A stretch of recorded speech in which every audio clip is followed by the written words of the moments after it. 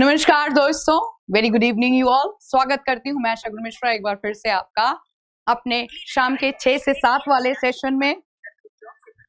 Alright, hope so आप तक आवाज प्रॉपर तरीके से पहुंच पा रही है, राइट? और बहुत सारे बच्चे लाइव आ चुके हैं जैसा कि मैं देख पा रही हूँ।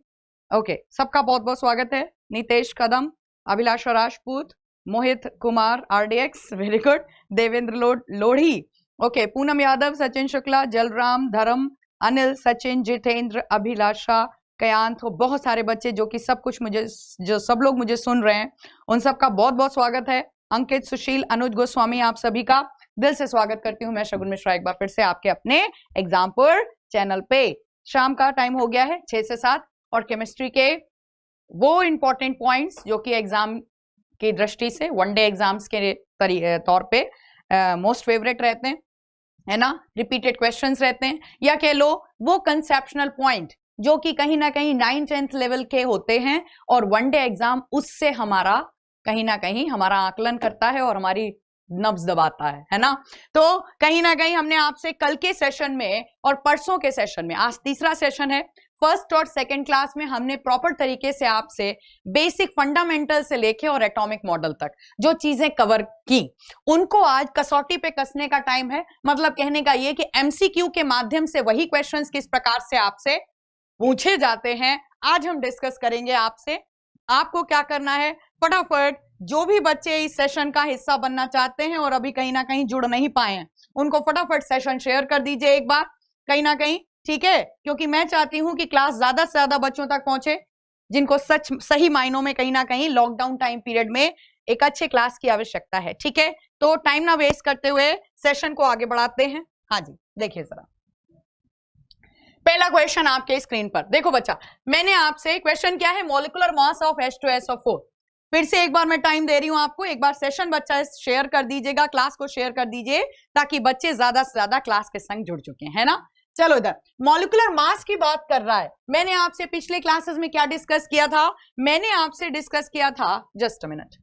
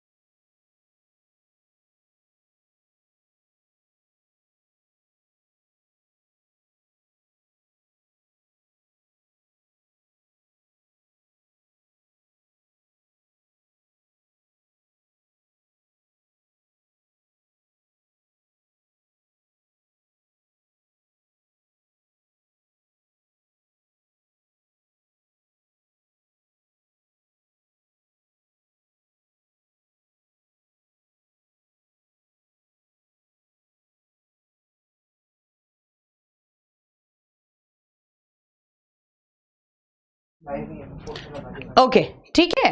चलो दोस्तों, थोड़ा सा दिक्कत हो रही थी तो मुझे टाइम लग गया। हाँ जी, चलो समय ना वेस्ट करते हुए पहला क्वेश्चन फटाफट जल्दी से डिस्कस करते हैं।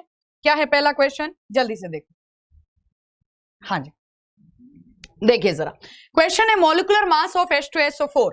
H2SO4 का अणुभार आपको बताना है, ठीक है? बहुत सारे बच्चे कहीं ना कहीं जुड़ चुके हैं, ठीक है, very good very good. Hello madam ji, भाई ठीक है, सबका बहुत बहुत स्वागत है।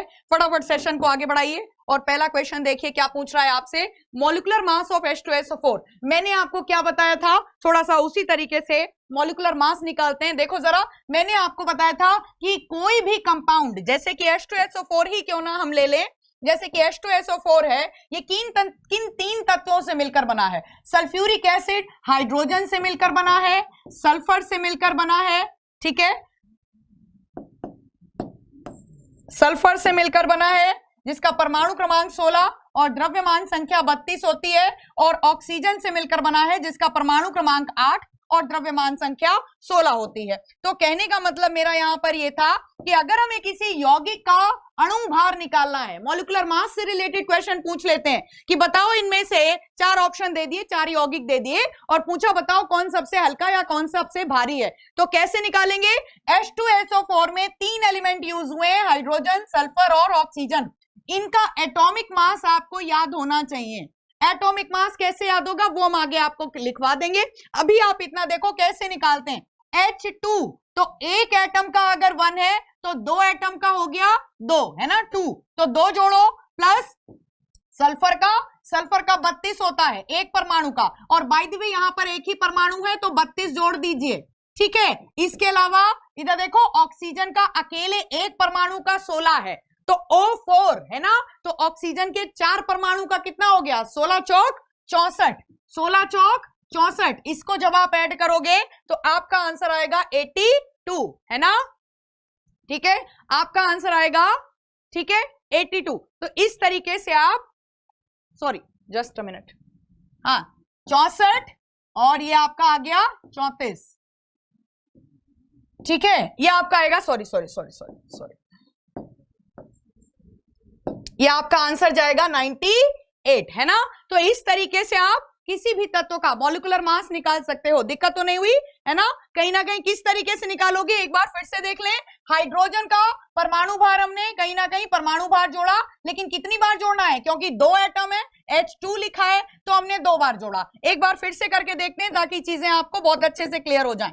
देखो भाई, जिनकी आज पहली क्लास है उनको बिल्कुल घबराने की जरूरत नहीं है, वही चीजें हम डिस्कस कर रहे हैं जो हमने आपसे कहीं ना कहीं पिछले सेशन में ब्रीफली डिस्कस की थी। इधर देखो हाइड्रोजन का कहीं ना कहीं परमाणु भार अगर कितना आ रहा है 1, है ना, तो 2 परमाणु है तो 2 जोड़ोगे। सल्फर का कितना होता है? सल्फर का होता है 32, है ना, एक ही परमाणु है सल्फर का तो यहां पर 32 लिख दीजिए। ऑक्सीजन की अगर हम बात करें, ऑक्सीजन का होता है कितना? 16, एक परमाणु का 16 होता है तो 4 परमाणु का 16 चौक 64 हो जाएगा। जब आप जोड़ोगे तो ये गिनती कितनी आ जाएगी? ये आएगा आपका 98। तो फिर यहां पर सही आंसर आपका क्या हुआ? 98। फटाफट अगले क्वेश्चन को देखिए। क्वेश्चन आपसे पूछा गया है, हाँ क्वेश्चन पूछ रहा है which gas will convert into liquid state first. इनमें से कौन सबसे पहले द्रवावस्था को प्राप्त करेगा? इनमें से कौन सबसे पहले द्रवावस्था को प्राप्त करेगा? फटाफट जुड़ते चलिए और सेशन को बीच में शेयर करते रहिएगा। हाँ, इनमें से कौन सबसे पहले द्रवित होगा? तो द्रवित वो होगा जिसका जिसका अणुभार सबसे ज्यादा होगा। समझिएगा, मॉलिक्यूलर मास अभी मैं आपको निकालना सिखा रही थी, तो मॉलिक्यूलर मास मतलब अणुभार जिसका सबसे ज्यादा आएगा वो सबसे पहले क्या होगा? द्रवित होगा। हमें किस किस के, सल्फर डाइऑक्साइड में हमें किस किस का परमाणु भार पता होना चाहिए? हमें सल्फर का जो कि 32 होता है परमाणु भार, और ऑक्सीजन का जो कि 16 होता है, ये पता होना चाहिए। तो सल्फर डाइऑक्साइड 2 परमाणु है तो 32 प्लस 16 प्लस 16, बात आई समझ में? ये हो गया कितना? 16 16 64, 16 16 32 और ये टोटल आ जाएगा आपका 64। इसी तरीके से कार्बन मोनोऑक्साइड का जब आप जोड़ोगे तो कार्बन का कितना होता है? कार्बन का होता है 12 और ऑक्सीजन का होता है 16, है ना, तो 12 जोड़ा और आपने जोड़ा, ये आएगा आपका 28। इसी तरीके से नाइट्रोजन डाइऑक्साइड का जोड़ो तो नाइट्रोजन का कितना होता है? 14 और डाइऑक्साइड बोल रहा है, डाइऑक्साइड बोला है तो हम 16 16 2 बार जोड़ेंगे, 16 और प्लस 16, है ना, तो 32 और 32 ये कितने आए आपके? हाँ 32, है ना, तो 4 और 2 6, 46 आया। आई बात समझ में? तो इसका कितना आया? 64। कार्बन मोनोऑक्साइड का कितना आएगा? 28 और फिर नाइट्रोजन डाइऑक्साइड का कितना आएगा? 46। और यहां देखो भाई जल्दी से, क्लोरीन एटॉमिक नंबर कितना होता है? 17, मास नंबर होता है 35। आई बात समझ में? तो 35 प्लस 35 ये 70 एक हो गए, प्लस 35 प्लस 35, भाई 4 बार जोड़ोगे, क्लोरीन के 4 एटम हैं, कार्बन टेट्राक्लोराइड की बात हो रही है। तो एक तरीके से अगर मैं मल्टीप्लाई इकट्ठा कर लूं 70 को 4 35 को 4 से तो ये आ जाएगा 140। 140 प्लस कितना? कार्बन का अकेला आता है 12। मेरी बात समझ में आई? तो ये आपका पहुंच जाएगा 152, 152। बात आ रही समझ में? तो इसका आ जाएगा 152। क्वेश्चन क्या था? क्वेश्चन पे अब आओ। अभी हम क्या निकाल रहे थे? मॉलिक्यूलर मास निकालना सीख रहे थे। चीजें समझ में आ रही हैं? वेरी गुड, बहुत सारे बच्चे सही आंसर दे रहे हैं। तो यहां पर सही आंसर होगा carbon tetra chloride. Carbon tetra chloride यहां पे सही आंसर होगा। मॉलिक्यूलर मास निकालना सीखिए। किसी भी यौगिक का अणुभार यदि जितना अधिक होगा वो यौगिक उतनी ही जल्दी, अगर वो गैसीय यौगिक है तो वो गैस उतनी ही जल्दी द्रवित हो जाएगी।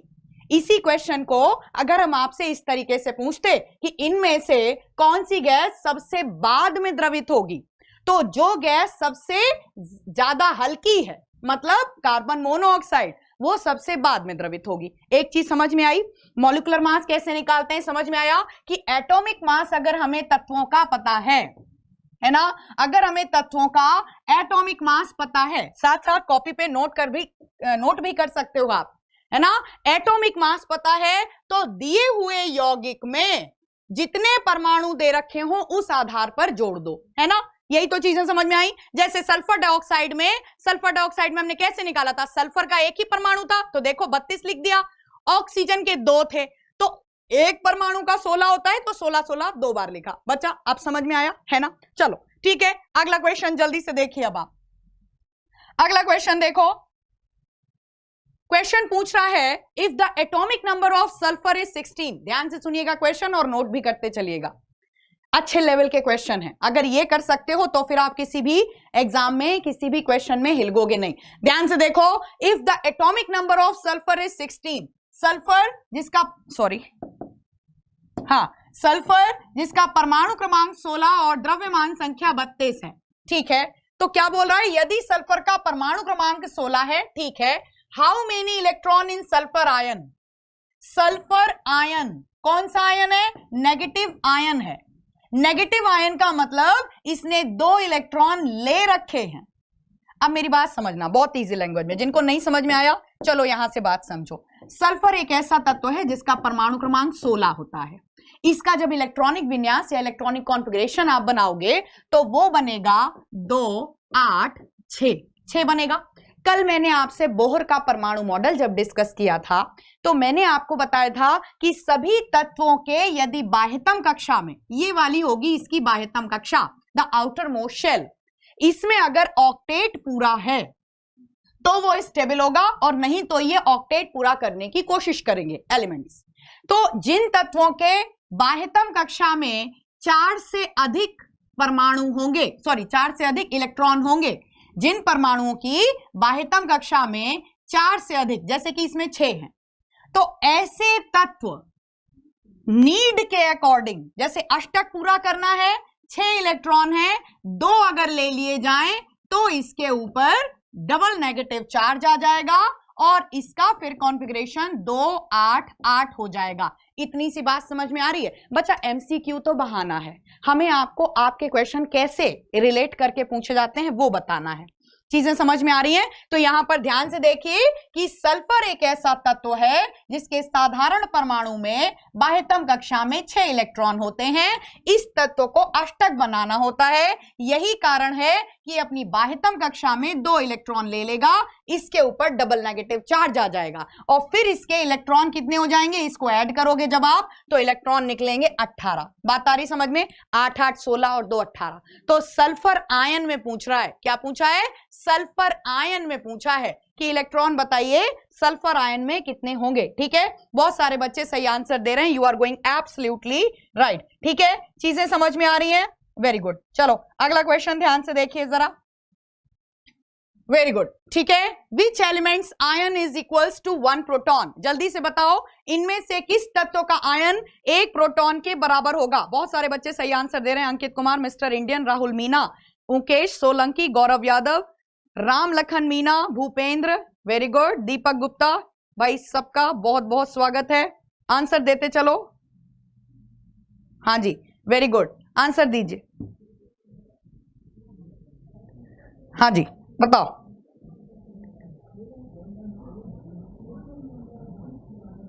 मैम अब आप दिल्ली पुलिस की क्लास नहीं लेती ना? बच्चा ये दिल्ली पुलिस पे भी एप्लीकेबल होंगे क्वेश्चन आपके, एनटीपीसी प्लस दिल्ली पुलिस दोनों पे एप्लीकेबल होंगे। ठीक है, वेरी गुड। बहुत सारे बच्चे, जितिन कुमार, सानिध्य, मिस्टर इंडियन, राहुल, सुचित्रा, अजय सैनी, शुभम जायसवाल, पूर्णिमा, वेरी गुड। श्रवण, दिव्या, दीपक, संथली, बहुत सही आंसर दे रहे हो। Hydrogen is the right answer here, hydrogen is the right answer here. जरा क्वेश्चन देखिए, इनमें से किस तत्व का आयन एक प्रोटॉन के बराबर होगा? तो जल्दी से देखो, हाइड्रोजन एक ऐसा तत्व होता है जिसका परमाणु क्रमांक भी 1 होता है और द्रव्यमान संख्या भी 1 होती है। चीज समझ में आई? अगर इसमें हम बात करते हैं तो इलेक्ट्रॉन कितने? 1। प्रोटॉन कितने? वो भी 1। न्यूट्रॉन कितने होंगे? तो मैंने आपको बताया था, जब ऊपर से नीचे द्रव्यमान संख्या में से इसे घटाओगे तो 1 में से 1 गया 0। न्यूट्रॉन इसमें होता है 0। तो अगर मैं इसका स्ट्रक्चर बना के दिखाऊं तो ध्यान से देखिए, हाइड्रोजन एक ऐसा परमाणु है जिसके नाभिक में 1 प्रोटॉन होता है, 0 न्यूट्रॉन होते हैं और बाहर की कक्षा में 1 इलेक्ट्रॉन होता है। इतनी बात समझ में आई? और क्या पूछ रहा है कि जब ये हाइड्रोजन प्रोटॉन के बराबर कौन होगा? जरा हाइड्रोजन की बात अगर हम करते हैं, हाइड्रोजन आयन की अगर हम बात करते हैं, अगर ये 1 इलेक्ट्रॉन दान हो जाए फॉर अ सिचुएशन, है ना, तो हाइड्रोजन किस में कन्वर्ट हो जाएगा? एक पॉजिटिव चार्ज हो जाएगा और इसके पास ले देकर न्यूक्लियस में न्यूट्रॉन तो पहले से नहीं था, इलेक्ट्रॉन दान कर दिया, तो बचा क्या? इसके पास एक क्या रह जाएगा? प्रोटॉन। प्रोटॉन रह जाएगा। तो याद रखना, हाइड्रोजन आयन 1 प्रोटॉन के बराबर होता है। एक हाइड्रोजन आयन 1 प्रोटॉन के बराबर होता है। हाइड्रोजन एक ऐसा तत्व है जिसमें न्यूट्रॉन पहले से नहीं होते हैं, कहने का मतलब ये। और हाइड्रोजन आयन मतलब जब पॉजिटिव आयन बनेगा तो इसका मतलब ये 1 इलेक्ट्रॉन जो कि इसकी बाह्यतम कक्षा में है वो भी दान कर दिया जाएगा। ये बेसिक सा कंसेप्ट है इस क्वेश्चन का। तो हाइड्रोजन आयन की तुलना एक प्रोटॉन से की जाती है। अगला क्वेश्चन देखिए, अल्फा पार्टिकल्स आर, जो अल्फा कण होते हैं उनके ऊपर कैसा आवेश होता है? जल्दी से आंसर दो, अल्फा पार्टिकल्स के ऊपर कैसा आवेश होता है? Very good. Next question ma'am, ठीक है, गुर्जर सेठ कह रहे हैं, Chandan, Anil Pal, okay very good. Anjani Kumar, proton पर आवेश, वेरी गुड वेरी गुड। बहुत सारे बच्चे सही आंसर दे रहे हैं और बहुत डिटेल में अच्छे से आंसर दे रहे हैं। ओके चलो देखो, अल्फा पार्टिकल्स आर कैसे चार्ज होते हैं? मैंने कल आपको गोल्ड फॉइल एक्सपेरिमेंट जब पढ़ाया था तो मैंने आपको बताया था alpha particles are positively charge particle जिनके ऊपर 2 यूनिट पॉजिटिव चार्ज होता है, जिनके ऊपर 2 यूनिट पॉजिटिव चार्ज होता है, और यही कारण है इनकी तुलना हीलियम के न्यूक्लियस से की जाती है। याद रखिएगा, इनकी तुलना हीलियम न्यूक्लियस से की जाती है क्योंकि हीलियम में 2 प्रोटॉन होते हैं न्यूक्लियस में, डबल पॉजिटिव चार्ज होता है न्यूक्लियस में। बात आ रही समझ में? और मास नंबर होता है हीलियम का 4। हीलियम के परमाणु क्रमांक का मतलब 2 का मतलब कि हीलियम के नाभिक में 2 यूनिट पॉजिटिव चार्ज, 2 प्रोटॉन होते हैं। और क्योंकि अल्फा पार्टिकल्स भी पॉजिटिव चार्ज पार्टिकल होते हैं, डबल यूनिट पॉजिटिव चार्ज होते हैं, 2 यूनिट पॉजिटिव चार्ज होता है इन पे, तो याद रखिएगा इनकी तुलना हीलियम के नाभिक से की जाती है। फिलहाल यहां पे सही आंसर है आपका पॉजिटिव चार्ज। ठीक है, अगला क्वेश्चन ध्यान से देखिए। क्वेश्चन पूछ रहा है विच is isoelectronic with neon. देखिए इसका आंसर कौन देगा, जल्दी से बताओ। आइसो इलेक्ट्रॉनिक का मतलब होता है जिनके पास समान इलेक्ट्रॉन हो। ध्यान से देखिए और क्वेश्चन का आंसर दीजिए और बीच बीच में सेशन को शेयर कर दीजिएगा। Very good Naveen Bhardwaj, god bless you. चलो वेरी गुड, आंसर दो जल्दी से। Very good, positive, very good. अगले, हाँ आंसर दो। हाँ, which is isoelectronic. Isoelectronic का मीनिंग क्या होता है? बच्चा बीच बीच में सेशन को शेयर करते रहिए। क्लास हर उस बच्चे के पास पहुंचनी चाहिए जो कि लॉकडाउन में पूरी तरीके से डिस्टर्ब हो गया है ना। तो इधर देखो, विच is isoelectronic with neon. तो इधर देखो ध्यान से, नियॉन एक ऐसी गैस है जिसका अगर हम बात करें कि इसका परमाणु क्रमांक कितना होता है, 10 होता है। इसमें इलेक्ट्रॉन कितने होते हैं, 10 होते हैं। 2 के शेल में होते हैं और 8 होते हैं एल शेल में। यही तो पढ़ा है हमने नियॉन के बारे में। अब यहां जरा ध्यान से देखिए, ध्यान से देखिएगा। क्वेश्चन पूछ रहा है इनमें से कौन नियॉन के आइसो इलेक्ट्रॉनिक मतलब समान इलेक्ट्रॉन रखने वाला होगा। चलो भाई देखते हैं। मैग्नीशियम परमाणु क्रमांक 12 होता है, इसकी बाह्यतम कक्षा में 2 इलेक्ट्रॉन होते हैं, ये रहे 2 इलेक्ट्रॉन। लेकिन जब ये मैग्नीशियम आयन बनाएगा, भाई जब यहां पे देखो, जब ये मैग्नीशियम आयन बनाएगा तो भाई ये 2 इलेक्ट्रॉन डोनेट कर देगा। कितने इलेक्ट्रॉन बचेंगे? 10। नियॉन के पास कितने? 10। तो एक आंसर तो आपका ये हो गया। सोडियम को जरा ध्यान से देखिए, इलेक्ट्रॉनिक कॉन्फ़िगरेशन कितना है? 11। इसमें कितने इलेक्ट्रॉन होते हैं? 2, 8, 1। पर अगर सोडियम आयन की बात करें, एक पॉजिटिव चार्ज, तो इसका मतलब इसने 1 इलेक्ट्रॉन दान कर रखा है। इसको अब हम काउंट नहीं कर सकते। तो भाई कितने इलेक्ट्रॉन बचे? 10। तो सोडियम आयन का भी इसका सही आंसर होगा। तीसरा जरा ट्राई करके देख लेते हैं, दैट इज ऑक्सीजन। ऑक्सीजन को जरा सा देखो। हाँ भाई, ऑक्सीजन को देखिए। ऑक्सीजन एटॉमिक नंबर 8, 2, 6 कॉन्फ़िगरेशन है, लेकिन जब 2 इलेक्ट्रॉन ये लेगा, क्योंकि डबल नेगेटिव आयन लगा हुआ है, तो +2 हो जाएगा। आ रही मेरी बात समझ में? आ रही मेरी बात समझ में? तो अब इसका कॉन्फ़िगरेशन कितना हो जाएगा? 2 और 8, 2 और 8, 2 और 8। आंसर कहां जाना चाहिए? All above. आंसर क्या होगा आपका? All above. जिन बच्चों को नहीं समझ में आया वो बस इतना समझो कि इलेक्ट्रॉनिक कॉन्फ़िगरेशन, इलेक्ट्रॉनिक विन्यास भी तुम छोड़ो अगर नॉन साइंस के हो, आप सिर्फ इतना देखो, 8 और 2 10 इलेक्ट्रॉन होते हैं किसमें? नियॉन में। ठीक है, इतना समझ में आया। लेकिन मैग्नीशियम की अगर हम बात करें, 12 इलेक्ट्रॉन होते हैं इसके पास, परंतु अगर इसके ऊपर डबल पॉजिटिव चार्ज लगा है तो फिर आगे के 2 इलेक्ट्रॉन काउंट नहीं होंगे, वो दान कर दिए गए हैं। आई बात इतनी सी समझ में? एक चीज मैं बता दूं कि है सब ये 9th-10th लेवल का ही, सिर्फ बेसिक है। ये केमिस्ट्री का बेसिक ही पूछा जाता है, 9th-10th लेवल का है ना। तो आइसो इलेक्ट्रॉनिक के अभी और भी क्वेश्चन पढ़ेंगे, अगर इसमें नहीं समझ में आया तो उसमें ट्राई करना। ठीक है, जरा अगला क्वेश्चन देखिए। अब आप, क्वेश्चन है which of the following is heaviest? इनमें से कौन सा फंडामेंटल पार्टिकल सबसे भारी होगा? इनमें से कौन सबसे भारी होगा? जल्दी से आंसर दो। इनमें से कौन सबसे भारी होगा? आंसर दीजिए भाई, कौन सबसे भारी होगा? तो भाई देखो, मास मैंने इलेक्ट्रॉन, प्रोटॉन और न्यूट्रॉन का आपको बताया था। क्या क्या होता है इसका? होता है 9.1 10⁻³ किलोग्राम, है ना भाई। इसका देखो प्रोटॉन का 1.6 10⁻27 किलोग्राम, लेकिन यहाँ पर प्रोटॉन है ना तो 1.63, और न्यूट्रॉन का 1.67 × 10⁻27 किलोग्राम। चौथा ऑप्शन है नॉट श्योर। तुम नॉट श्योर के कैसे श्योर नहीं होगे भाई? इधर देखो जल्दी से आंसर। क्या 10⁻31 ये तो डिस्कशन से बाहर है, क्योंकि ये बहुत हल्का हो गया, है ना। कंपैरिजन किस में करना है हमें? कंपैरिजन हमें करना है प्रोटॉन में और न्यूट्रॉन में। 1.63 या 1.67 कौन ज्यादा होगा? Neutron is heaviest here. सही आंसर आपका क्या होगा? न्यूट्रॉन यहां पर सबसे भारी तत्व, सबसे भारी मूलभूत कण होगा। ठीक है, अगला क्वेश्चन देखिए जल्दी से। क्वेश्चन है who discovered nucleus in atom? भाई ये मैम नहीं बताएंगी, आप लोग बताएंगे। ये कल की क्लास में मैंने बहुत अच्छे से डिस्कस किया है। जल्दी से बताओ कि परमाणु में नाभिक की खोज किसने की? Very good, Kishan Thakur, Priyanshi, Divya, Shakya, Anjani Kumar, Vikram, Komal, Krishna Dutt, Aarti Rawat, Vipin, very good, Shashi, Mamta, Raj, Mahendra, Rahul, very good. अब इसका आंसर दो जल्दी से। Very good, you are going so good. Who discovered nucleus in atom? परमाणु में नाभिक के खोजकर्ता कौन थे? कल हमने आपसे गोल्ड फॉइल एक्सपेरिमेंट डिस्कस किया है बहुत ब्रीफली। किसने डिस्कवरी की थी न्यूक्लियस की? सही आंसर यहां पे क्या होना चाहिए? रदरफोर्ड।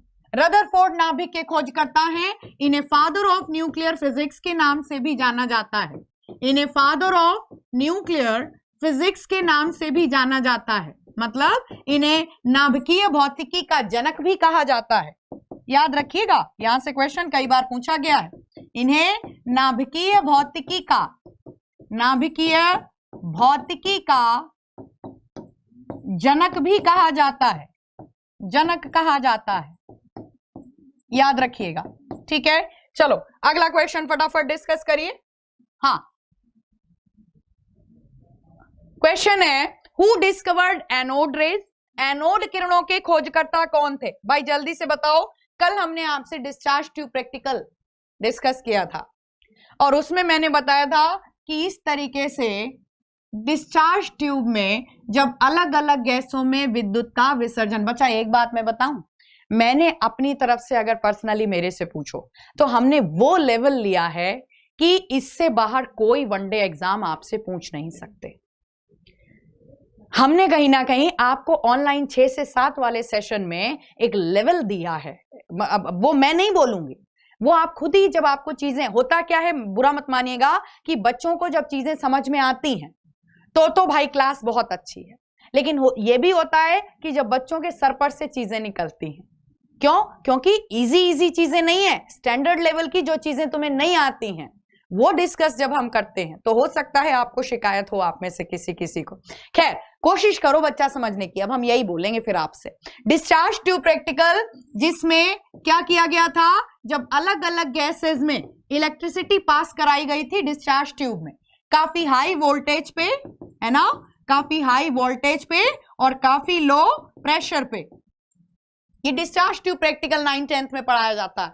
तो क्या पाया जाता है कि कुछ किरणें जो कि एनोड से कैथोड की ओर मूव करती हैं बार बार, इनको नाम दे दिया गया था एनोड रेज गोल्डस्टीन के द्वारा, जबकि कुछ किरणें पाई गई जो कि कैथोड से एनोड की ओर इस प्रकार मूव करती थी, तो इनको नाम दिया गया कैथोड रेज। किसके द्वारा? जे थॉमसन द्वारा। कैथोड किरणें प्रकृति से कैसी होती हैं? नेगेटिवली चार्ज्ड होती हैं। इलेक्ट्रॉन, कैथोड किरणें किससे मिलकर बनी होती हैं? इलेक्ट्रॉन जैसे नेगेटिव चार्ज पार्टिकल से मिलकर बनी होती हैं। इलेक्ट्रॉन के खोजकर्ता कौन है? जे थॉमसन है। कैथोड रेज की डिस्कवरी किसने की है? जे थॉमसन ने की है। एनोड रेज का नेचर कैसा होता है? पॉजिटिव नेचर होता है।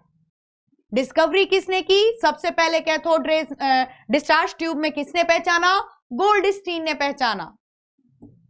मैं ज्यादा बड़ी बात नहीं करी, मेरा अगर एमसीक्यू सेशन ही प्रॉपर तरीके से कोई सुने और चीजों को नोट करे तो मैं तो पूरा थ्योरेटिकल सेशन इसी में पढ़ा देती हूं आपको। चलो खैर, इधर देखो, तो anode rays, positive charge rays discovered by Goldstein. याद रखिएगा, किससे मिलकर बनी होती है एनोड किरणें? प्रोटॉन। भाई एटम, परमाणु में 2 ही तो मूलभूत कण हैं जो कि चार्ज रखते हैं। जो तीसरा मूलभूत कण है न्यूट्रॉन, वो तो चार्ज होता ही नहीं उस पे।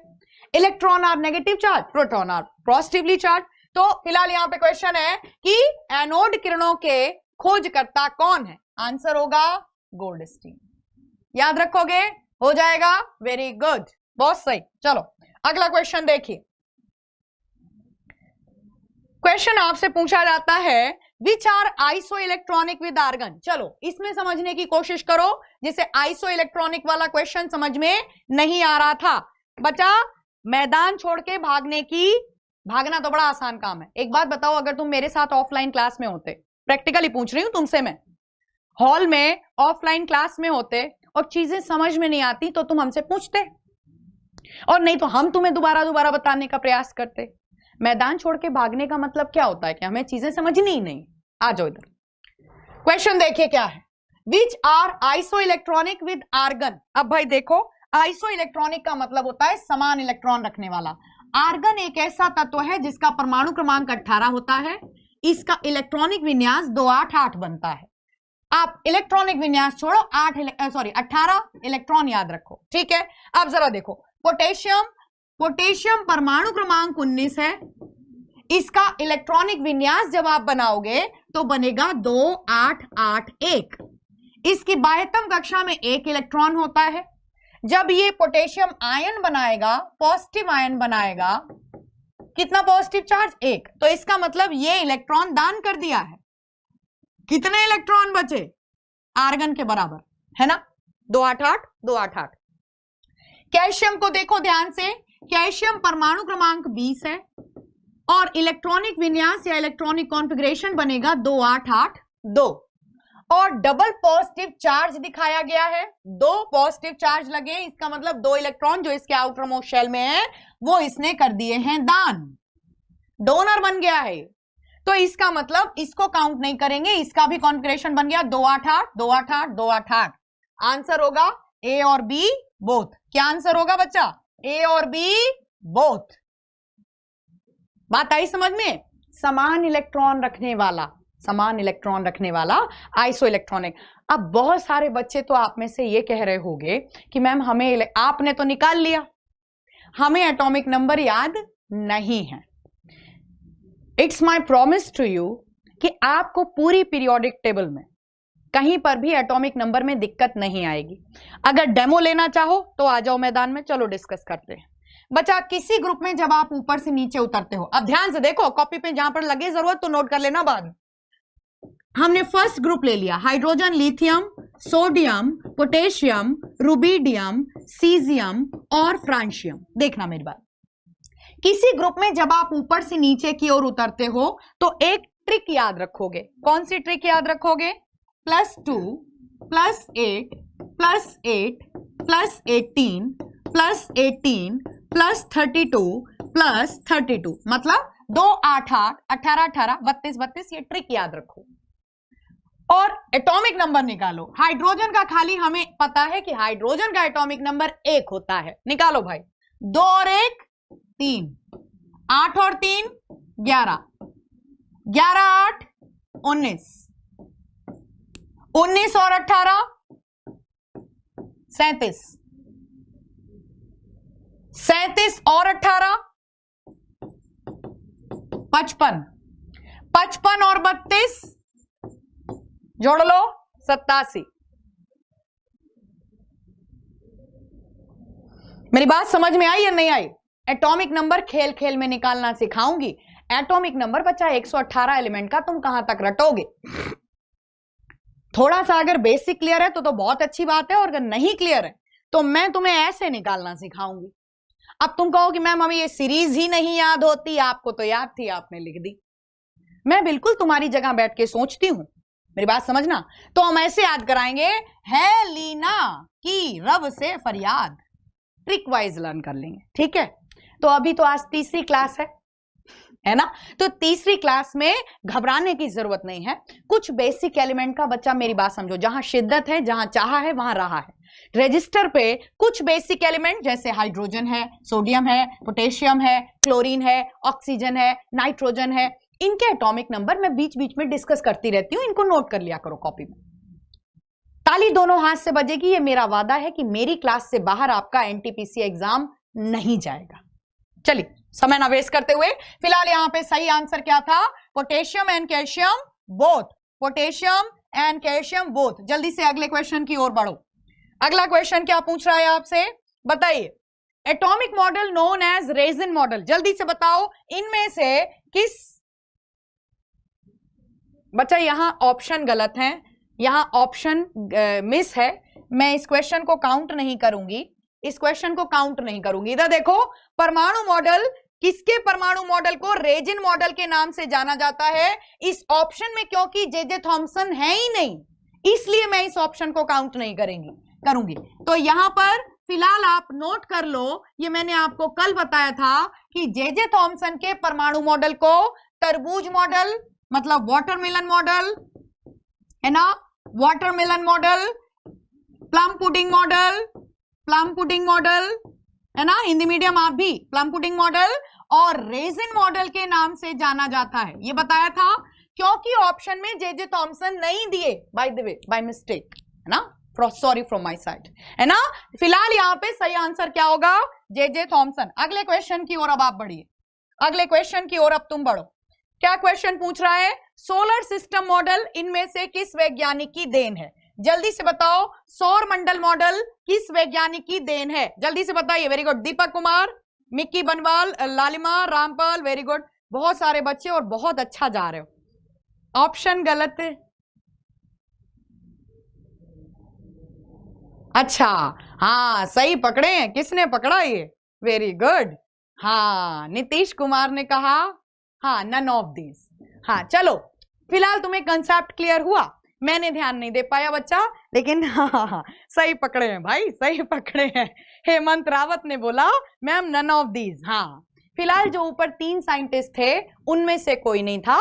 नन ऑफ दीज के साथ आप जा सकते हो अगर आपके संग ऐसी सिचुएशन पड़ जाए, है ना, नन ऑफ दीज। फिलहाल जे थॉमसन इतना तो समझ में आया, कंसेप्ट आपको इतना तो क्लियर हुआ, नन ऑफ दिस सही पकड़े हैं चलो इधर, solar system model is related to, ये मैंने कल के क्लास में सही बताया, बहुत अच्छा जा रहे हो, दिल से खुशी होती है, बहुत सही बहुत सही, नाइस प्रेजेंस ऑफ माइंड। थोड़ा सा देखो, हम ध्यान नहीं दे पाए, बच्चों ने तुरंत कैच कर लिया, ma'am none of these, very good. J Thomson, क्योंकि ऊपर तीनों नामों में नहीं दे रखे थे, मैंने ध्यान नहीं दिया, चौथा none of these, of course we can go with none of these. चलो, solar system model is related to, तो सौर मंडल मॉडल रदरफोर्ड के द्वारा दिया गया था आफ्टर गोल्ड, जो कि किस पर बेस्ड था, गोल्ड फॉइल एक्सपेरिमेंट पर आधारित था। कौन सा परमाणु मॉडल, गोल्ड फॉइल एक्सपेरिमेंट पर आधारित था। सौर मंडल मॉडल, जिसमें कहा गया था परमाणु एक गोलाकार कण है, जिसमें नाभिक को एक सूर्य के तरह समझ सकते हो, जैसे सूर्य के चारों ओर विभिन्न ग्रह परिक्रमा करते हैं, उसी प्रकार परमाणु में नाभिक के चारों ओर विभिन्न ग्रह अपनी अपनी कक्षा में चक्कर लगाते हैं, अपनी अपनी ऑर्बिट में चक्कर लगाते हैं। तो सौर मंडल मॉडल रदरफोर्ड का था, विदाउट एनी डाउट, है ना। चलो अगला क्वेश्चन डिस्कस करिए।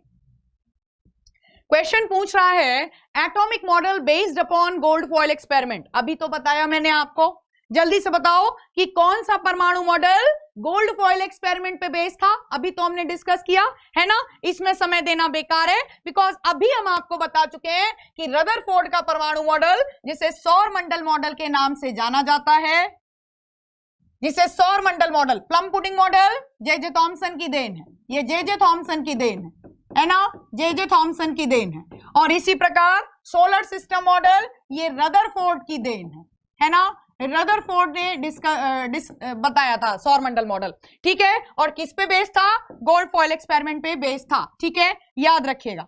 चलो अगला क्वेश्चन देखिए, who is called father of nuclear physics, question बताइए। बच्चा ये सारी चीजें कल ही परसों डिस्कस की हैं, पुरानी नहीं है, जल्दी से बताओ इनमें से किसे, वेरी गुड, बहुत सही बहुत सही जा रहे हैं बच्चे, हाँ, इनमें से किसे नाभिकीय भौतिकी का जनक कहा जाता है, ये शायद अभी मैंने थोड़ी देर पहले आपको बताया है। नाभिकीय भौतिकी का जनक किसे कहा जाएगा, जिन्होंने न्यूक्लियस की डिस्कवरी की है, इन्हें रदरफोर्ड को फादर ऑफ न्यूक्लियर फिजिक्स के नाम से जाना जाता है, father of nuclear physics, father of nuclear physics, या हिंदी में जिनको हम बोल सकते हैं नाभिकीय भौतिकी का जनक, gold foil experiment Rutherford, solar system model given by Rutherford, discovery of nucleus related to Rutherford. Rutherford is great scientist, जिन्होंने कहीं ना केवल जिंदगी में नोबेल पुरस्कार प्राप्त किया और समय समय पर अपनी योग्यताओं से बहुत कुछ देखे गए, है ना, साइंस फील्ड में। चलो अगले क्वेश्चन को डिस्कस करते हैं, सीधा क्वेश्चन कॉपी में नोट करना और चीजों को समझने का प्रयास करना। डिस्चार्ज ट्यूब प्रैक्टिकल किससे रिलेटेड है, भाई जल्दी से बताओ कि डिस्चार्ज ट्यूब प्रैक्टिकल इनमें से किस वैज्ञानिक से संबंधित है, भाई आंसर दो। Discharge tube practical, very good, Dhirendra, Som, मेमू बेरोजगार, अभिलाषा राजपूत, शिव सिंह, वेरी गुड, बहुत सारे बच्चे बहुत सही जा रहे हो, absolutely you are going absolutely good, very good. हाँ जल्दी से आंसर दो।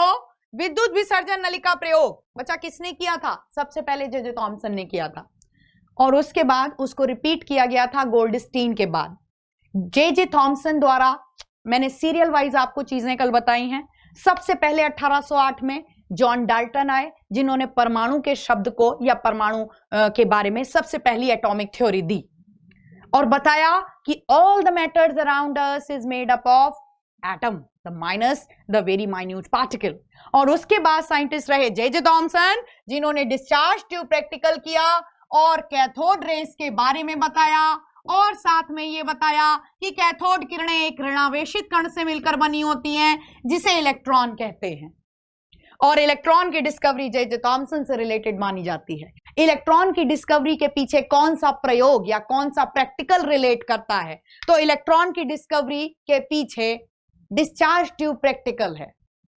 डिस्चार्ज ट्यूब प्रैक्टिकल में कैथोड किरणों की खोज की गई। अब चीजें समझ में आ रही हैं, तो इस तरीके से जे थॉमसन का ये प्रैक्टिकल याद रखिएगा। लेकिन अगर तुमसे पूछ ले, हालांकि आज हमने ये आपसे कल डिस्कस नहीं कर पाया था बट अभी बता रही, ध्यान से सुनो।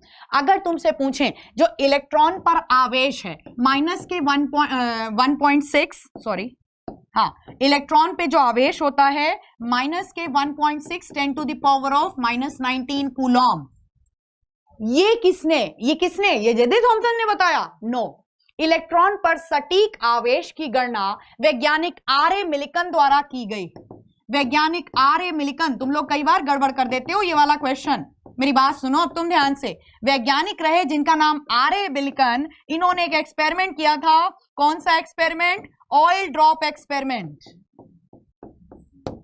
ऑयल ड्रॉप एक्सपेरिमेंट, जिसे हिंदी मीडियम आपसे तेल बूंद प्रयोग के नाम से पूछेगा। इसको नोट कर लेना साइड से अपनी कॉपी में। क्या नोट करोगे? कि परमाणु के खोजकर्ता बेशक जे.जे. थॉमसन है, इलेक्ट्रॉन के खोजकर्ता बेशक जे.जे. थॉमसन है, कैथोड किरणों के खोजकर्ता जे.जे. थॉमसन है, परंतु इलेक्ट्रॉन पर आवेश की जो गणना की गई है वो आर ए मिलिकन के द्वारा की गई है।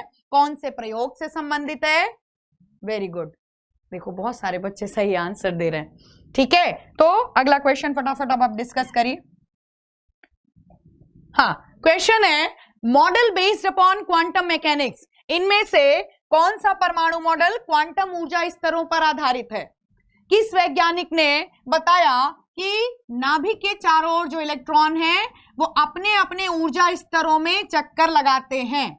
किस वैज्ञानिक ने बताया कि परमाणु के चारों ओर जो इलेक्ट्रॉन है, नाभिक के चारों ओर जो इलेक्ट्रॉन होते हैं वो अपने अपने ऊर्जा स्तर, क्वांटम ऊर्जा स्तरों में चक्कर लगाते हैं? तो क्वांटम ऊर्जा स्तर या क्वांटम मैकेनिक्स पर बेस्ड किसका मॉडल है? नील बोहर का, जिन्होंने बताया KLMN, डिफरेंट एनर्जी लेवल्स होते हैं जिनमें इलेक्ट्रॉन 2, 8, 18, 32 के क्रम में विभाजित होते हैं। देखो बच्चा, एक चीज मैं बता दूं, रट्टा मार वाला यहाँ पे काम नहीं है। रट्टा मार वाला काम हमारी क्लास में होता नहीं है।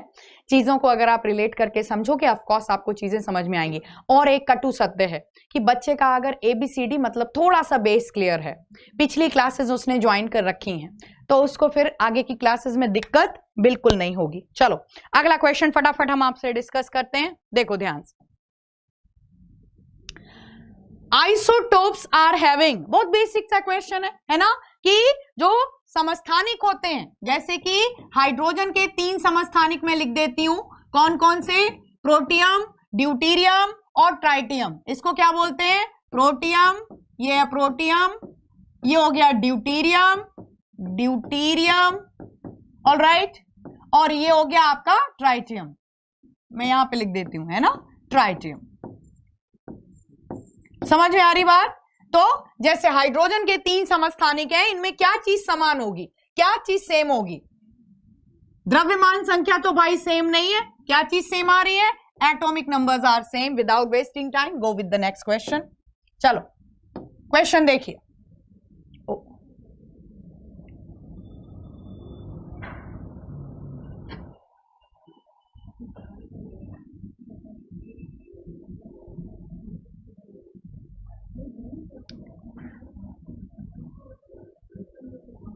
ओके,